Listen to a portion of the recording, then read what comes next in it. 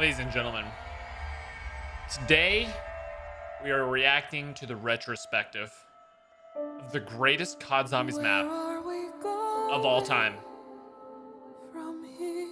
Now, no hints whatsoever as to what map we're reacting to. Definitely don't listen to the background music.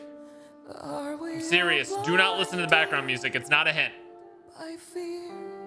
Today, we are reacting to the EISENDRACHE COD Zombies Easter egg retrospective here, ladies and gentlemen. I was being serious. It wasn't Mob of the Dead. I'm being serious. Pat has uploaded his 38-minute EISENDRACHE, the greatest COD Zombies map of all time, which he has titled The Greatest. Now, I'm a little torn, chat. I'm a little torn because I want him to speak to me. I want him to make the arguments for me. Because I'm a little between it. I don't know if EISENDRACHE is the best. I'm between three. I'm between Origins, I'm between Mob of the Dead, and I'm between EISENDRACHE. But just before we even start, I think DE is in my top two. I think DE is in the top two. So this really is just a fight for our rights here and our right to live. I'm going to go ahead and preemptively leave a like. I encourage you all to go to Pat's channel because he's being so kind as to let us yoink his content on this channel. That being said, ladies and gentlemen, here we go. The road is long and dark, but I know where we are going. We will complete our mission. Before February 2nd of 2016, Treyarch had released 18 Zombies maps in total. This marked 18 opportunities to hone and perfect their craft. 18 chances to explore new ideas, experiment with features, and see what does and does not work. And eventually in the process, you get to a point over the many years where you establish a winning formula. And really, I think this is something that's true for anything in life. In the realm of zombies, I think a lot of people might even say that for Treyarch, this formula was discovered years ago. But it's actually here in today's episode that I believe the structure was finally perfected. For Treyarch's 19th Zombies release, they took every concept, every idea that had made the series so loved, and it all finally culminated into the most well thought out Zombies map of all time. So ladies and gentlemen, welcome back to Zombies Retrospective. And get comfortable as we take a look at the one and only, der EISENDRACHE. Oh my goodness, now today, guys, chat. we've got an awesome sponsor. Let's and go. I am really genuinely excited to say that this video is sponsored by Vessi. Yay, Vessi! Thanks for sponsoring the retrospective. We love Vessi. Go buy Vessi. Oh, that actually looks pretty dope. Okay, anyway, here's the link. Go support Pat and his sponsor so he can keep doing this. Here's where he calls out all the reaction channels. Plays will get you $25 off your first pair. And so with that being said, let's get into it. Oh, and lastly, before we do get into it, only half of you guys who actually watch my videos are currently subscribed. So if you could please hit that button and help us out, that would be super appreciated. All right. Here we go. One of that the was a great coolest intro, things man. about Black Ops 3 Zombies was a great is that intro. every map's central theme revolves around an individual character. In all previous games, World at War, Black Ops 1, and most of Black Ops 2, we saw that the location would set the tone of the map, with the characters acting as supporting pieces to the overall content. Yeah. Black Ops 3 flips this on its head and made it so a single character was the primary focus from each map. Yeah. Zetsubo is based around Takeo, Garad follows Nikolai, and the Giant supports Richtofen's arc. Shadows of Evil even serves to prop up the main antagonist of the series. Yeah, the Shadow Man's the main character. As the face for the evil Apothicon Force. And of course, EISENDRACHE builds itself off of our beloved archetypal soldier, Tank Dempsey. In all these cases, it's not just that the map's storyline revolves around the character, but that the very core of the map draws inspiration from their personalities. Zetsubo is humble and somber like Takeo, whereas Garad is brash and in your face exactly like Nikolai. And EISENDRACHE sits somewhere in the middle of that spectrum, being bold at times but reserved at others. And of any of the Black Ops 3 Zombies maps, as far as tone goes, I think it hits the best balance. Okay, so this is gonna be weird, but because storyline is the most defining feature of this map, I think we actually need to talk about it first for once. Oh, okay, change it up. Dude, I will say, Der Eisendrache, the map itself is not the craziest thing. You know what I mean? Like, it's a castle, it's old, there's some what's it called? Flingers, wonder spheres that take you around.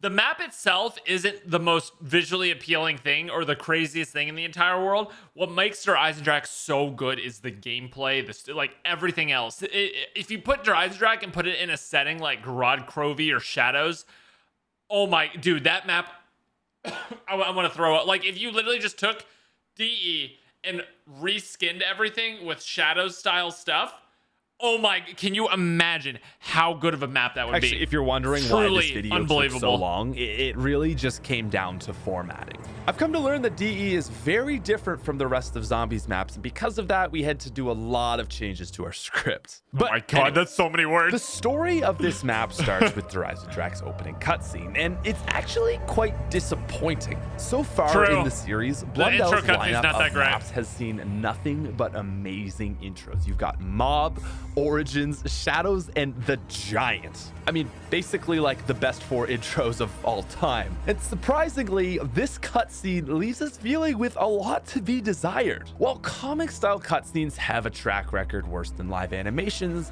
it doesn't necessarily make them bad. It's not the art style itself that might be bad, but rather how you deliver it. Dude. Classified's cutscene is impeccable, but sadly, is so this good, fails to do much for me. The chase scene with the Origins robot doesn't really allow itself to be exciting due to the comic style. Comparatively, imagine how cool it would be to see our crew riding in an animated Origins robot. Can we single-handedly do... I mean, it's sad that we have to do this because Activision makes so much money. Can we single-handedly create like a Patreon or something so Treyarch can animate all of their cutscenes? Bro, we literally just reacted on this channel to the World War II Zombies cutscenes, and they were so well done. They look so good. The visuals are amazing. And then you get to Treyarch, and I know this is like, I don't know if it's a style. Like, it could be just this is the style they want to go for, which in that case, fair enough. But if it's a budget thing, which I feel like it is, I just want animated cutscenes so bad from Treyarch, man. I think these have a place, but I think it's an addition to the cutscenes. You know what I mean? Like, this is like something, a website you can go to and watch, or like you can, I don't know, like a graphic novel or something. I just don't. From here, Dempsey gives us some vague quotes about securing a package, more mindless killing, and then he finishes with how he shouldn't have trusted Richtofen. It doesn't do a lot to entice the viewer to care about what is going to happen here. I especially find it surprising that this is so underwhelming when the dialogue that is used in the cinematic trailer happens to be so good. Field report. En route to somewhere new. Somewhere cold. Real cold. There are some amazing lines, and I think the cinematic trailer could have actually made for a better intro. That's such a good point, Pat. Eisendrache fails to set the tone with their opener, and it's really the first misstep we've seen as far as Blundell intros go. But all of this is forgiven as soon as you spawn into the map. Yeah. Der Eisendrache does a great job. That would be such a good idea to do that cinematic, like that cinematic that they put out as the trailer. Or as the intro could have been so good, man. It was so well done. With the rest so of good the if you haven't watched it. Most notably, DE continues to highlight the transition and focus for zombies. WoW and BO1 were almost entirely focused on gameplay, and you really had to dig deep for the lore. It was only in Black Ops 2 where this started to come towards the forefront with things like Samantha and Richtofen telling our characters what to do. I think it's on DE where we see the story almost even overtake gameplay as the main focus of the map. And frankly, I'm a little bit torn on this. I don't think that's Shadows the case. managed to blend storylines seamlessly into the gameplay so that they felt one in the same, just like with Mob. But Der Eisendrache follows a closer path to Origins, where the storyline and narrator really hijack the atmosphere of the map. I feel like the otherwise you just have a map where you're running around killing things like Shino Numa. Like, you can listen to some radios, yeah, but like you're just running around killing things and nothing really happens in the map. I don't think it necessarily... this is one point that I found myself disagreeing with Pat a lot on, is that you don't necessarily need to have, like... nothing going on in order for storyline to not take it over. I think you literally can ignore the storyline and just build the bows if you want. The story quotes and stuff, they happen every couple rounds, but other than that, it's really all Easter egg. This isn't necessarily a bad thing, but it does create for me, a repetitiveness, Easter egg and lore which is are felt like for one and the most same. They're players who tied are together. not trying to do the Easter egg. Another thing fantastic about DE is the map has amazing dialogue between the characters, and it really continues to reinforce the realness and seriousness of Black Ops 3's storyline. And I think probably the most exciting aspect of dialogue in this map comes from the interactions between Richtofen and an old name from the storyline, Dr. Groff. Dr. Groff was the scientist who worked on the moon with I do in fact believe you may be an imposter. the MPD device. He was working with Richtofen and Group Richtofen 935, invented, and we come to learn that Der EISENDRACHE takes place prior to the final events of Black Ops 1 Zombies. You know, where that pesky Earth goes boom? From a literary perspective, the use of Dr. Groff as an antagonist is incredibly effective, as he essentially works as a foil to highlight Primus' Richtofen's new actions. Looking back, we knew Ultimus Richtofen was evil and horrible, but I think it's important to recall that there was a time where we didn't know what the intentions of this new Richtofen were. Many people still didn't trust him, but these dialogues help to win us over. Groff starts speaking with Richtofen as though everything is normal. Oh my gosh, Relieved to hear that he was such a survived close-up Greece. But shot. as things progress, he begins to grow confused. Richtofen tries to convince him everything is under control, but Groff ultimately learns Richtofen is working against him He's and an vows to imposter. kill him. This moment is very important in Richtofen's development, as his betrayal to an old ally shows his benevolent intentions. He's going beyond his old self as a changed person. And again, it's really the perfect foil. Now, as things continue to progress, Ultimate Dempsey's pod is brought back down, and the Vril device is retrieved. Richtofen then sends the Keeper love how to the the Vril moon base to retrieve the MPD, that big pyramid thing that Samantha comes out of. From It was here, the just corrupted wild. Keeper is defeated, and we get probably the most satisfying moment in Call of Duty Zombies history. Is he not going to talk about the boss? Oh, he's just talking about story right now. Okay. He's just talking about The crew story. directs the missiles Okay. of Eagle's Nest to fire. Their target is none other than Griffin Station. And So like we had good, seen dude. before in the events of Moon, the missiles fly into the sky, make contact with, and completely obliterate the celestial body we looked out at all game. It's beautiful. It's epic. It's a perfect reversal, and it is in and out of itself probably the greatest single moment in Zombie's storyline. Oh, The bro, only things it's even in so the same good. conversation is probably the ending to Moon and Blood. We stopped the events of Black Ops 1 Zombies from happening at all, and with this, we changed the future. It completely retcons Black Ops 1 and solidifies a new storyline for Primus. Like, come Such a good on, moment, this dude. ending is so perfect. I still get chills from hearing that music play, hearing that one You have piano stopped chord. nothing. Seeing those rockets fly up, hearing Dr. Groff curse Richtofen. It is literal perfection. Oh my god, and we have so much more to talk about. Now, not Oh, that's only such is a good DE moment. important in a macro sense I to the cursed. I storyline, just but yelled out it a big does more than just that. S-bomb It whenever that displays happened for the first time in the huge world. Character progression for our crew. In the moment before he's about to kill Dempsey, Richtofen restrains the other three, clearly indicating the distrust he still holds for them. But in an open moment, Dempsey pleads, and Richtofen actually allows him to be the one to kill Ultimus Dempsey. That moment, that subtle click Character arcs in each on one of the the maps summoning sphere are pretty where darn good. he releases control. That is one of the most powerful moments in Richtofen's arc. This is the moment where Richtofen finally trusts his allies. We then get Dempsey's moment with Cut to the blood of the dead.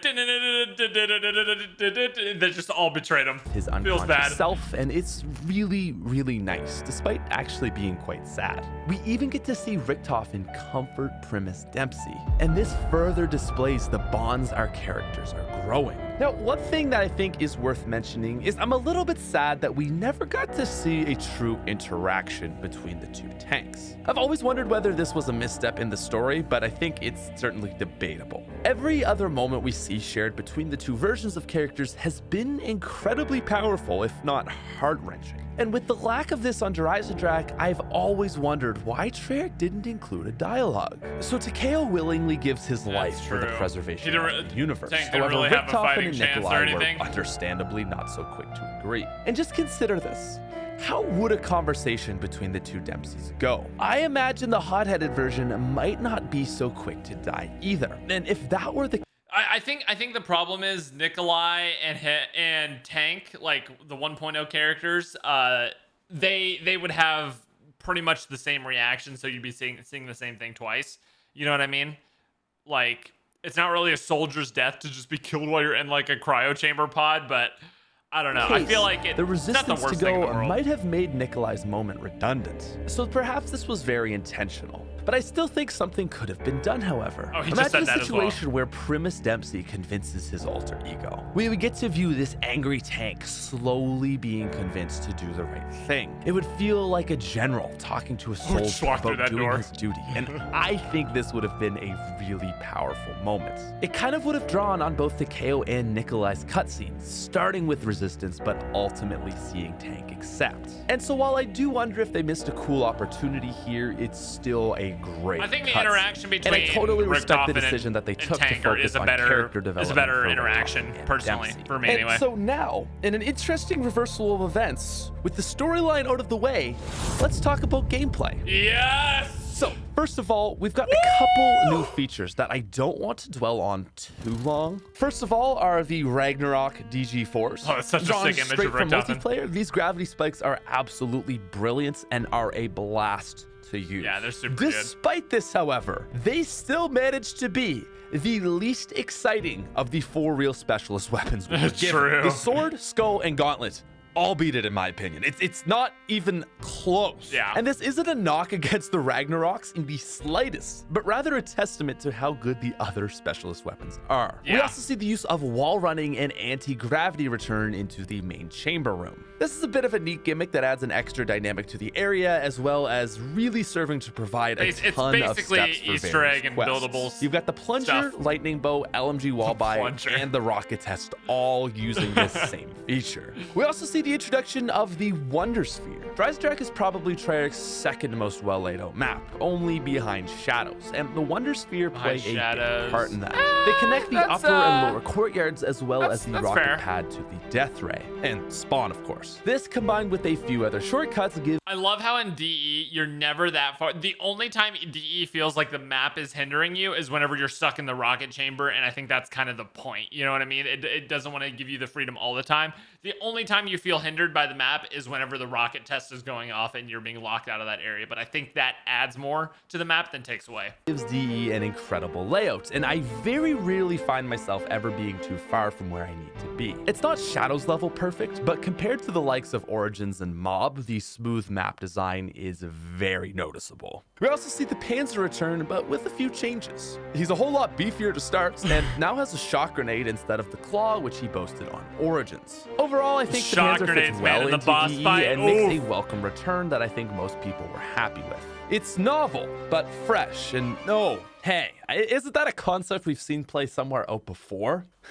So in the Shadows retrospective, we came to the conclusion that Shadows of Evil is mostly inspired from Mob of the Dead, but it blends itself with Origins elements to make something new. EISENDRACHE takes that same formula, but in reverse. In a lot of ways, DE goes farther is too. Origins 2.0. We've got the Primus crew in a snowy European country. The Panzer Soldat returns, there are 4 elemental wonder weapons, and a large Easter egg where the first step is to acquire all 4 of them. But I think despite these similarities and how often people try to draw these two together, EISENDRACHE manages to find a new identity in an even bigger way than Shadows. Yeah, DE does not play like Origins at all. EISENDRACHE is basically a blend of Moon and Origins with a sprinkling of Mob of the Dead. And so let's dive into that idea.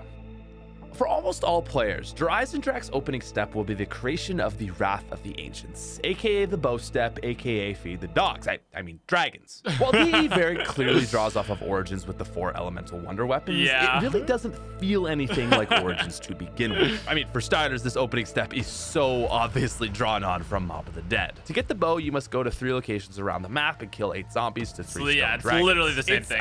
Identical. It's forcing you to progress through the rounds. The main thing that people forget about this stuff is that it forces you to progress through the rounds. You have no option. You know what I mean? Like, you legitimately have to progress the rounds. Well, I know that it's possible to not, but it takes like 4 hours to complete the Easter egg if you do like a method that you don't have to progress through the rounds. But to the Hell's Retriever why it's step, here. and is really That's the why most it's here. obvious use of something from Black Ops 2. I will say I find feeding the dragons to be a little bit slow, as you have to wait for animations before you can kill the next zombie. It does make early rounds a little bit tedious, and I would have rathered something more fast-paced like those soul chests on Origins. But it was a good step in Mob, and I think it still manages to work okay Yeah, here. Especially because it's despite how okay. similar it is to Not a Mob, great it's step, but presented it's in okay. a new way. On Mob, you're feeding the dogs as a side quest for a specialist weapon, but really what your main focus is acquiring the plane parts. See, on EISENDRACHE, this is the plane part quest. That is to say, it's your main focus, and so despite it being a literal copy of a step in Mob,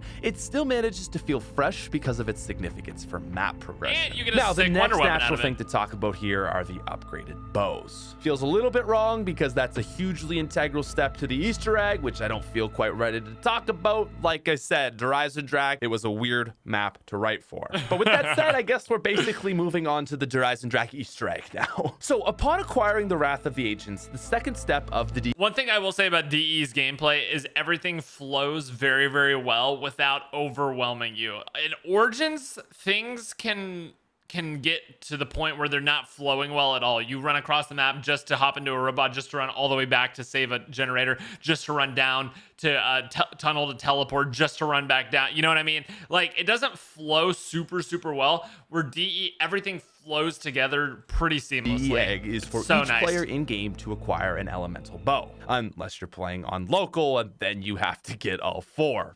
Sorry, Never local play- players. So I think never it's really play on only local here when you're where solo. EISENDRACHE Never. starts to feel a little bit like Origins. A lot of people like to make it seem like DE is Origins 2.0, but there really aren't It's that just many elements of it. similarities until you start upgrading map the itself bows, is completely and different. even then, it's pretty limited. While 4 elemental wonder weapons is straight out of Origins, the actual steps themselves couldn't be more far Bro, I love apart. this step First so of all, much. there's only a single base wonder weapon on DE rather than an individual lightning, fire, wind, and ice-based weapon. And second, the processes are completely different. Instead of finding 15 pieces for the first half of the first step, See, this is one thing I wanted to mention right here. The main reason that Origins is like in my top 3 and Dead of the Night is literally, I think, my least favorite map of all time, is in Origins, it has like the same number of parts as Dead of the Night. Origins, like, you have just as many collectibles, if not more, than Dead of the Night. But the difference is in Origins, it's not an RNG spawn point somewhere. It's like a task or a process or something you can remember, and not something that is RNG based, aside from maybe digging up the dig points for the ice staff. But even that is like, you don't have to remember a certain location. It's just chunk, chunk, chunk, dig here, dig here, dig here. You know what I mean?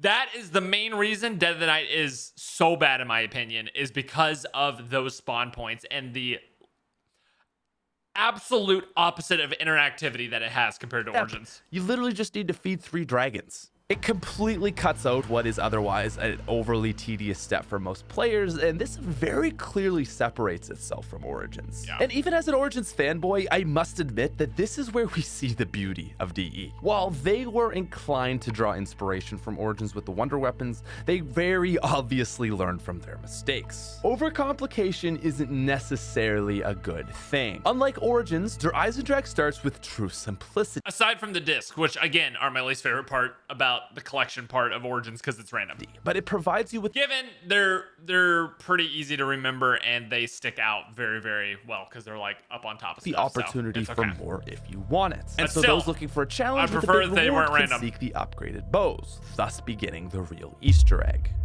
Now, frankly, the upgrade steps for the bows aren't really that complicated. That doesn't mean they're not challenging, but they're not I think I know complicated. it. I Origin think I know what's staffs coming. Take knowledge, and really not very much skill is required other than a tank jump and just the general ability to survive. On DE, the bows supplement the requirement for knowledge with skill, and this is another way in which they differentiate. So of the four, I think the firebow is probably the most challenging of the bows to craft. And this is because a high level of precision is required for two of the steps. You must make shots into fireplaces as well as nail the Wonder Sphere launcher circles. While an interesting step, the only problem with the fire upgrade is that it's near impossible on a poor connection. Solo games may be fine, but doing this on 120 ping or more is infuriating. I actually dislike the firebow because not only is it a challenging upgrade, but it also provides the least useful bow of the four. The firebow is quick to kill, as they all are, I think and the while its firebow is charge better shot than the is void bow, very personally. effective, I just don't find it to serve a practical role that the other bows don't fill better. It doesn't have the amazing kill radius of the Storm and Void, and it isn't near as safe as the Wolf. It sits in a weird middle ground area that I just find to be the least exciting as well as the least useful. At least I think so, anyway. I've never actually used it because my favorite YouTuber still hasn't uploaded a tutorial on how to make it. Noah JAFK viewers, please subscribe to my YouTube channel.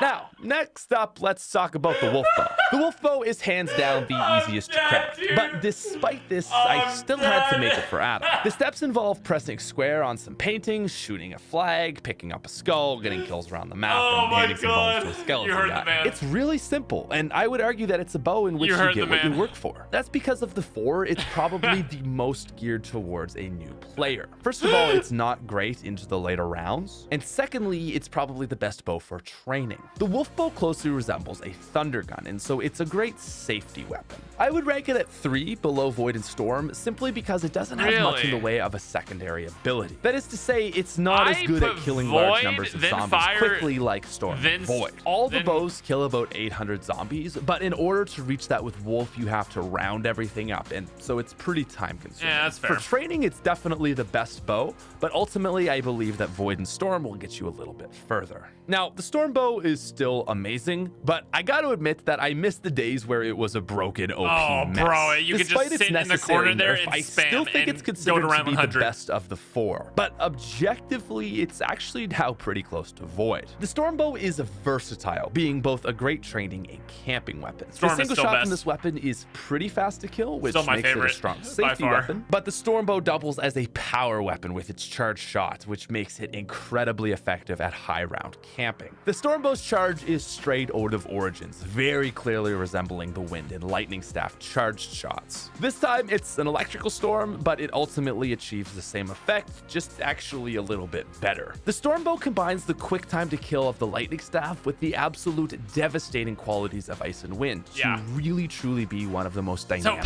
wonder weapons Void to is the ever new grace best zombies. bow, I think on paper it's not quite as good as the Ice Staff for high rounds, but it's more well-rounded. And on top of that, it's not even the hardest to craft. Being the second easiest, just make a couple well-aimed shots around the map and you'll be zapping panzers in no time. And so now lastly, we have the Void Bow. The Void Bow has the most Origins-like upgrade step, requiring players to find skulls around the map, get symbols, and actually solve a puzzle. The Void is by far the most unique of the bows. First of all, I think Void is the hardest to build because you have to. Awesome. It opens portals from another realm. You have to like try the hardest to get this one. I still would rather do fire. How cool is that? It's also got an insanely large kill radius, which just seems to make rounds fly by. Players can open up multiple portals at a time as well to effectively kill anything within a cubic Nocturne totem. It's a terrible safety weapon, though. That's my only problem with it. The Void is still very quick to kill, making it just as do not like it for the Easter egg. And the way that the skulls wander to kill distant zombies also fills a huge support role that makes training easier for both yourself and teammates. Plus, it just has the coolest animation of the four. That's true. So while maybe not quite as useful as the Storm, it is the coolest of the bows, no debates, and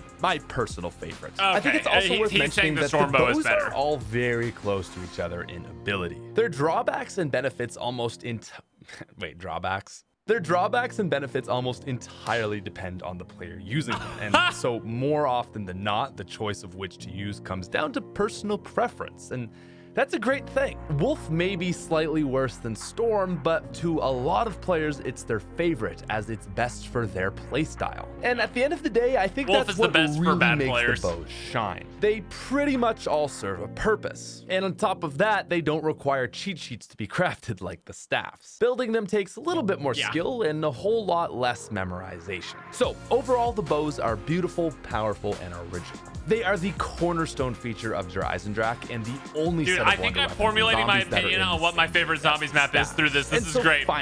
This is great.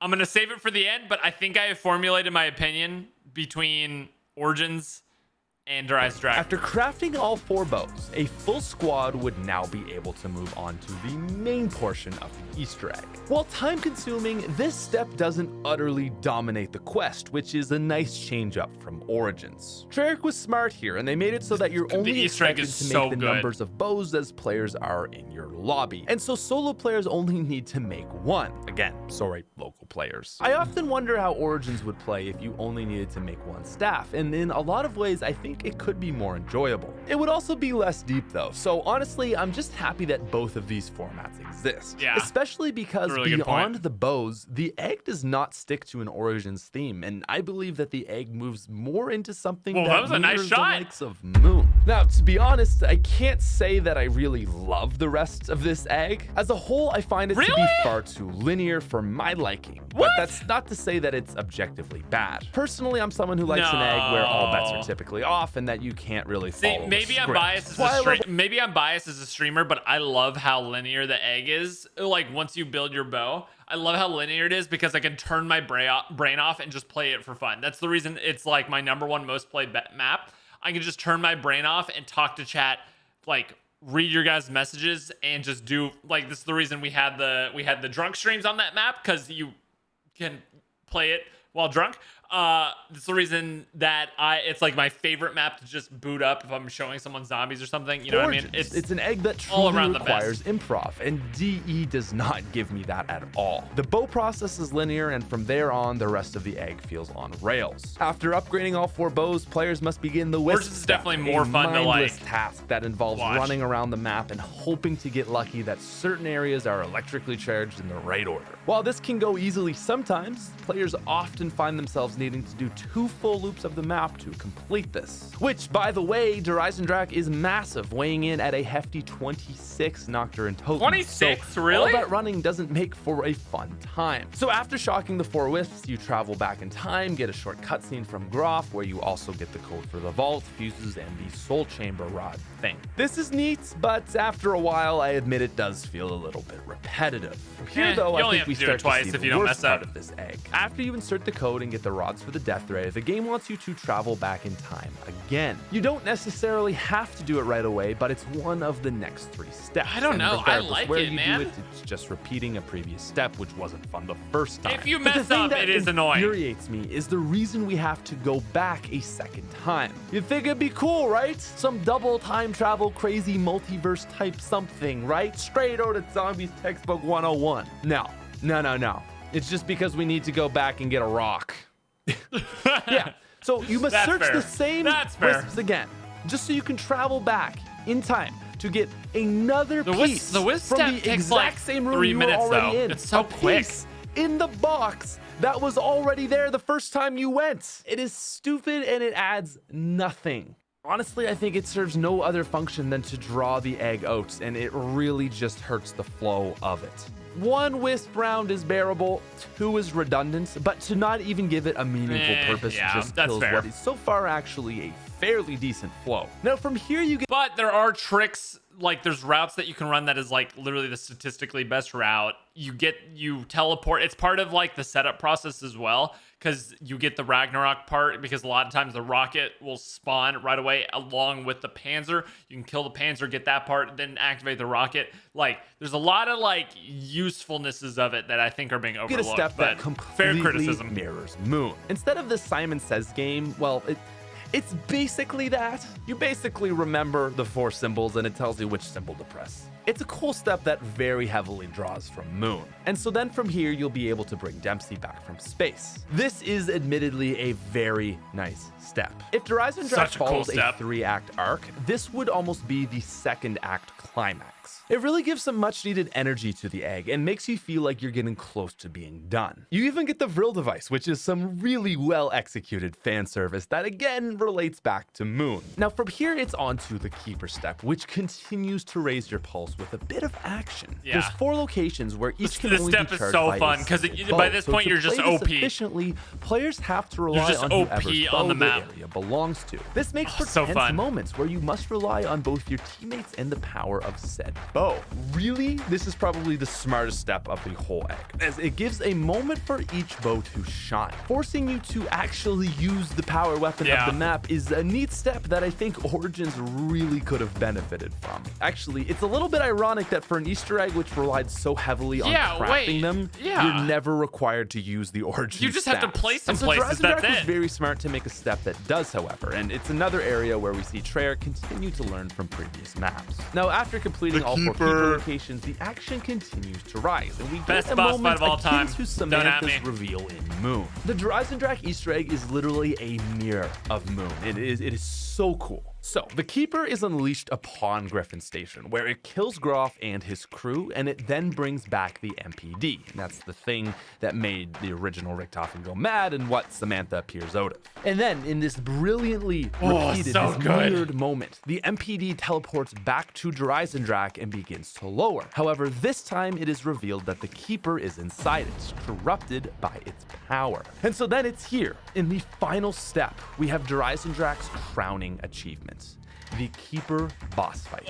So up until this point, Treyarch had never actually had a true boss fight. Call of Duty Ghosts had multiple boss fights on the old console Call of Duty station, Ghosts! but it seems like Treyarch was unable to match those ambitions. Black Ops 2 tried to have boss fights, but you've got the Weasel versus Crew step, you've got Ray's Hell and Origins. They're not even close to what I would consider a real boss fight. Even Shadows had nothing more than the Shadow Man fight, which again is not a boss fight. And so I think it's worth noting that it's a target practice, dude. It's literally target practice. This area of map design. Especially compared to the big fights that Infinity Ward has put up, it's probably their weakest area overall. Black Ops 3 only has 2 major boss fights over for sure in BO3. maps, and this is something that has always shocked me. Fortunately for this episode, however, Horizon Drac does have a great boss fight. Now, in the overall realm of gaming, the DE boss fight is using the oldest formula in the book.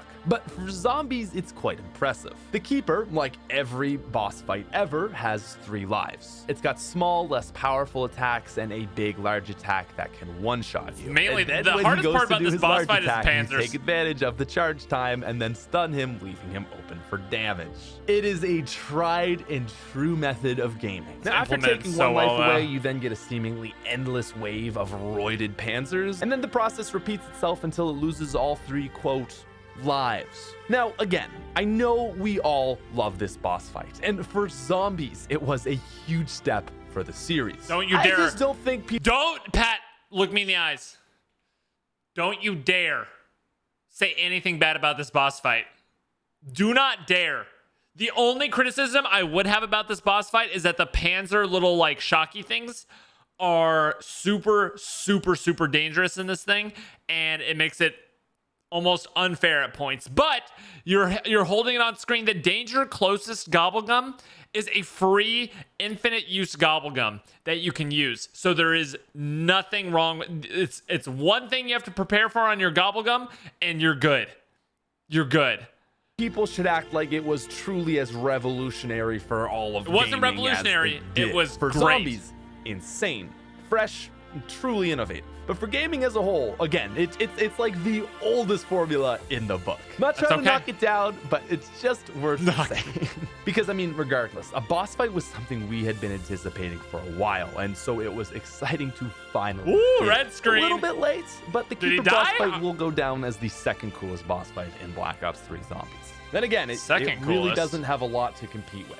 But that will be for not even 1, but 2 other retrospectives. Now, as I mentioned, this episode episode was really difficult to fit everything in. And I so wanna I've know his got a final few other rating. tangents that I just kind of want to rapid fire list off so that we can go through this pretty quickly. One problem I have with the EISENDRACHE is that the Easter egg completely hijacks this map. Exactly like Again, Origins, I don't agree with because that. the storyline is so pushed into your face, I can't really view It's just- DE as something that's meant to be casual. At least not anymore, but maybe it's just my YouTuber mentality and all that stuff. I just feel like personally, if I'm not doing the Easter egg, I don't want to be playing the map. I just find it feel like that's a very hard testament to the Easter egg, separate not a negative. general I don't know. gameplay from Easter egg. Another thing I struggle with DE are the visuals. I think it's very obvious that DE is the closest thing to an Origins 2.0, but this is an area where it feels like they went Yeah, backwards. DE Origins looks is kinda an lame. unappealing map, but they managed to balance it with giant robots, a beautiful skybox with dogfighting airplanes, and a Zeppelin. Der EISENDRACHE is just nowhere close to this. The little town of Werfen, which sits below it with the moon in the background, is nice, but other than Yeah, that, atmosphere,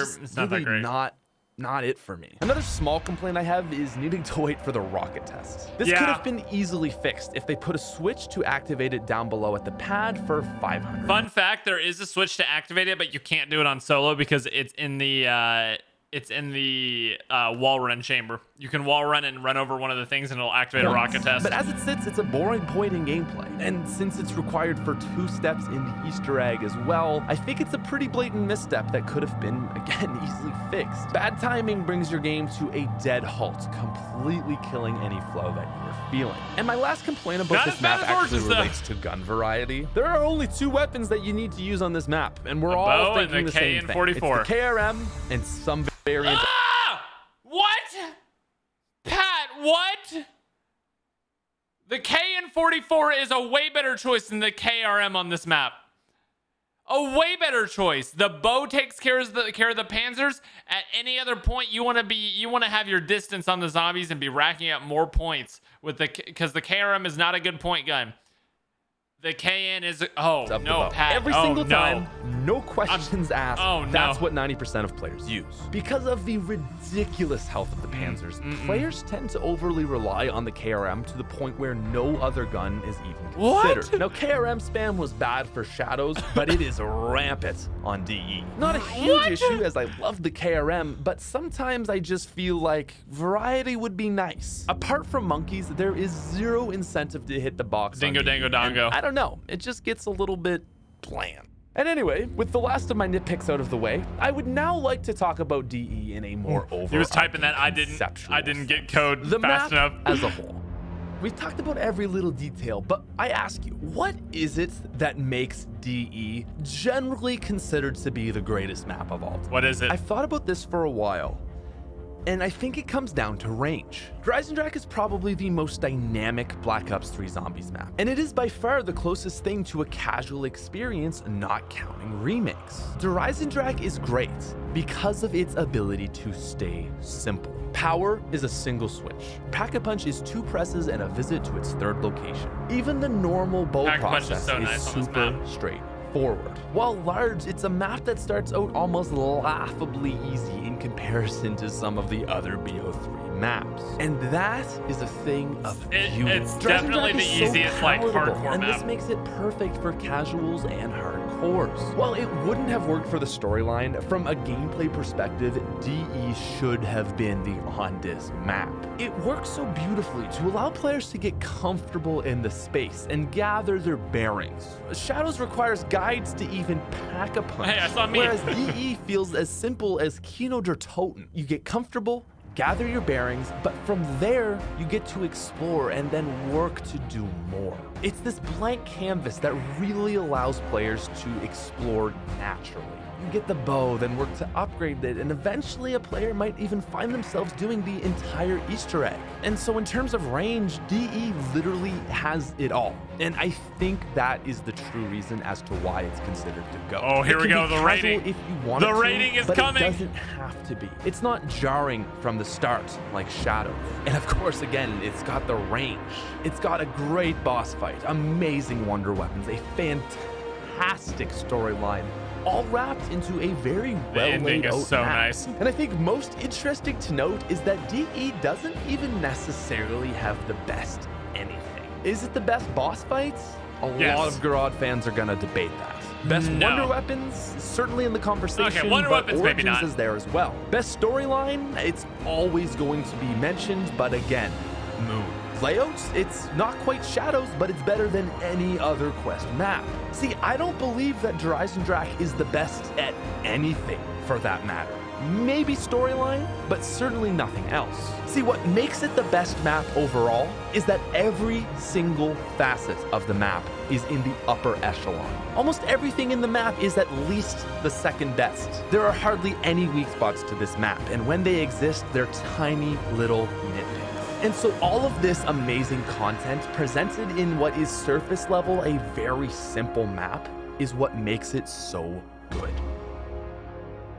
Ooh, final rating. And so here we are. In a lot of Take me- ways, take Der me home. EISENDRACHE feels like it's set out with the intent Is he to putting be it as his best Origins map? 2.0. But it ended up finding its own identity completely. Origins has the deepest level of gameplay we ever saw in a map, and DE can't boast that. But instead, it just made itself a map compatible for everybody. Hardcore and casual players alike love this map, and for good reason. It's got every single base covered, and so I would be inclined to call it not only the most well thought out map in Zombies history, but also the greatest as a whole. It might not be my favorite, but I think it does the best job of satisfying the most amount of people's needs in a game. Does it have flaws? Of course. Nothing is perfect, but nothing comes as close to perfection as Der EISENDRACHE. And so with all that said, my final rating for Der EISENDRACHE is a 9.9 out of 10. Double S tier and our highest rated map. Dang, he put it higher than Origins. He put it as his highest rated map so far. That's crazy. As it fades out, as the moon gets destroyed, you have stopped nothing.